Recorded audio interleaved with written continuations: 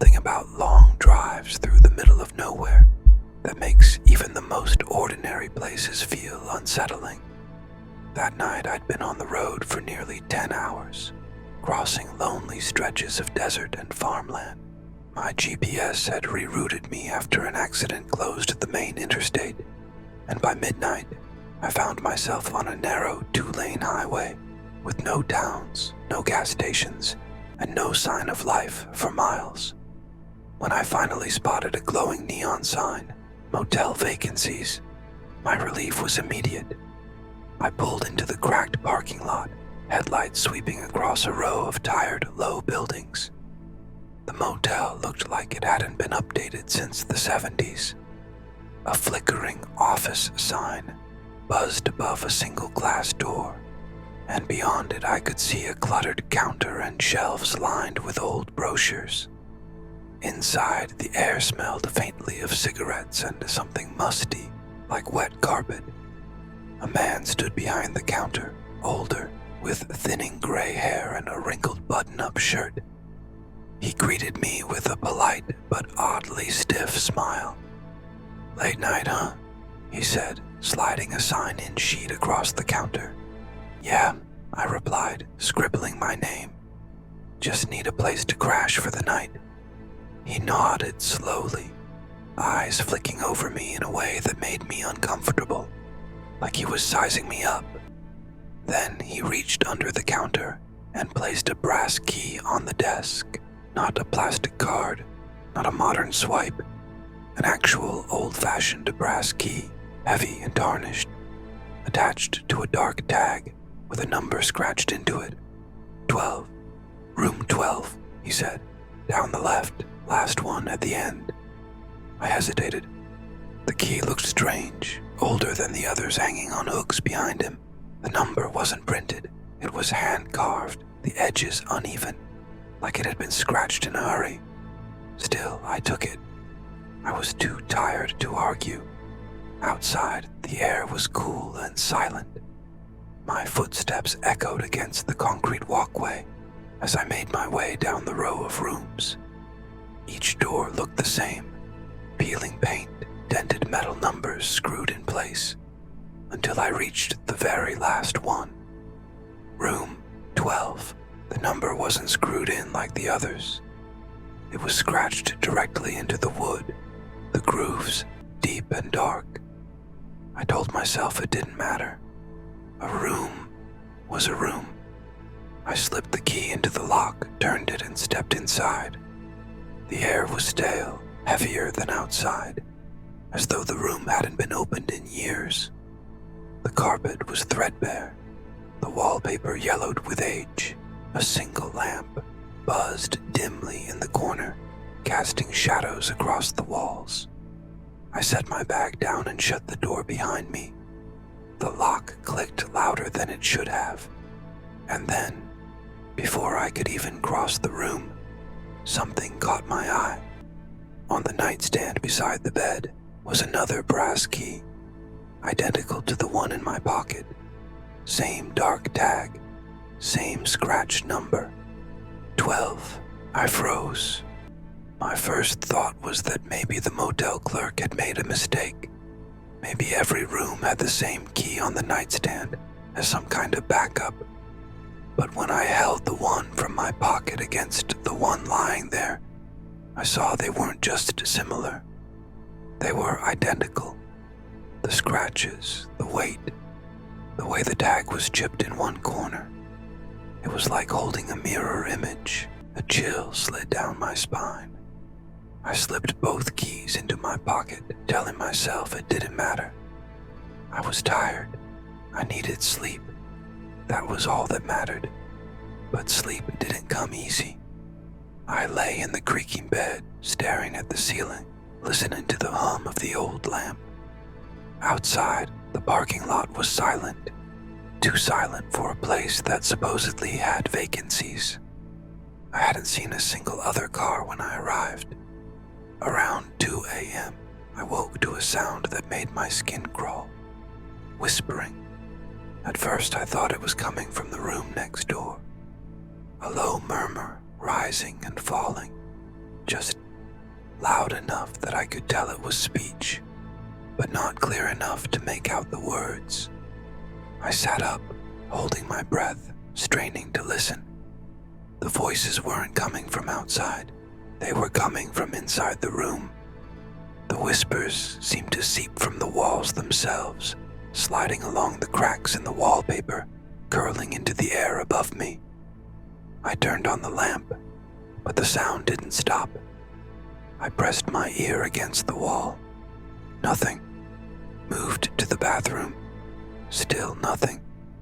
And then I realized the whispers weren't coming from the walls at all. They were coming from the nightstand, the drawer specifically. My hand trembled as I pulled it open. Empty. But the moment the drawer slid all the way out, the whispers stopped. Just gone. I stood there in the silence, heart racing, the room suddenly feeling far too small. That's when I noticed the doorknob.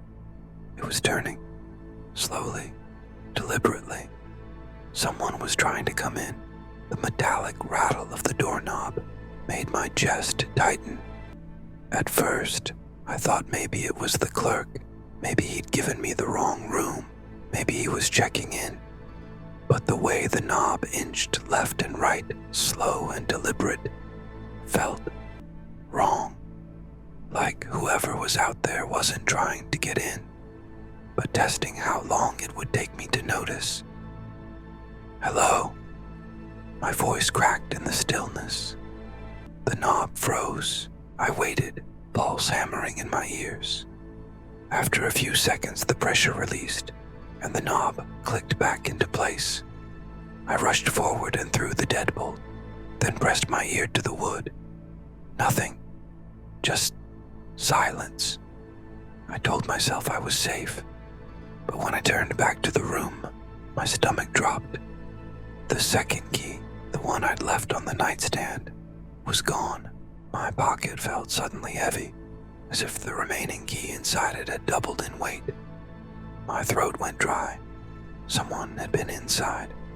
I backed toward the bed, clutching my bag, when I heard it, breathing. Not outside, not from the walls, from the bathroom.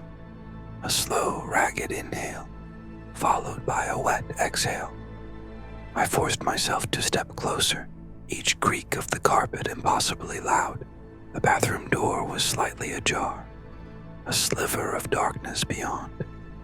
My reflection in the cracked mirror above the sink seemed to tremble with me. "Who's there?" I whispered. The breathing stopped, and then the door slammed shut. I jumped back, heart racing. Every instinct screamed at me to leave, to run. But my keys, the car keys, were buried in my bag. My only thought was to grab them and get out. That's when the whispers came back. Not from the drawer this time, from the bathroom. Low, layered voices overlapping like a dozen people whispering in unison. The sound grew louder, spilling through the crack beneath the door, curling into the room like smoke. The bathroom light flickered on, and I swear, in that split-second glow, I saw a figure pressed against the frosted glass of the shower, too tall, too thin, its head cocked unnaturally to one side. I bolted. The bathroom door rattled violently as I yanked my bag from the floor. The whispers rose to a deafening chorus, words now almost clear, though I couldn't understand them. My shaking hands jammed the brass key into the lock, twisting, pulling, until finally the door flew open and I stumbled into the night. I didn't look back. Not until I reached my car, shoved the keys into the ignition, and started the engine. That's when I saw it. Through the motel room window, room 12, someone was standing there, tall, still, watching me leave, and dangling from its hand was the brass key I tore out of the parking lot, gravel spraying beneath my tires. My hands gripped the wheel so tightly my knuckles ached. but I didn't dare ease up until the motel was nothing but a fading blur in my rearview mirror. The highway stretched ahead, empty and endless. My chest heaved with each breath, but even as miles rolled by, the image of that figure in the window burned into my mind, the way it just stood there, unnaturally still, like it had been waiting for me. By dawn, I found a gas station at the edge of a small town. I stumbled inside, desperate for light, people, anything normal. The clerk gave me a strange look when I asked if he'd heard of a motel about 30 miles back. Motel? He frowned. Ain't been one out that way in years. Old Desert Star used to be there, but it shut down. Oh, must have been 15, 20 years ago. I felt the blood drain from my face. No, I insisted. It's still there. I stayed last night. Room 12. The man shook his head. Son, they tore it down. Place burned in a fire. Nobody stayed there since. I stood frozen, the smell of stale smoke and musty carpet suddenly rising in my memory. The whispers, the figure, the second key. It all rushed back in sickening clarity. My knees almost buckled. I pulled the brass key from my pocket, ready to prove I wasn't crazy. But when I set it on the counter, the clerk just stared at it. What the hell?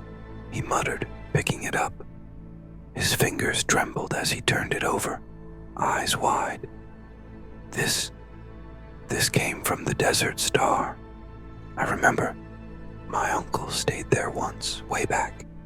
Room 12 was where they found him. He swallowed hard. Locked inside, dead. No one could ever figure out how he got in, 'cause there wasn't a room 12. There never was. My mouth went dry. The man slid the key back toward me, as if it burned his skin. Take it. I don't want it here. I stood there, staring at the tarnished brass, the scratched number that should never have existed. I thought about leaving it, throwing it away, but when I tried, my hand wouldn't let go. It was as if the key wanted to stay with me, as if I'd been chosen to carry it. I left the gas station in a daze, the early morning sun doing nothing to ease the chill that clung to my bones. And now, every time I check into a motel, no matter where I am, I can't shake the feeling that one day, when I open my nightstand drawer, I'll find it waiting there again. The brass key, tag scratched, number 12.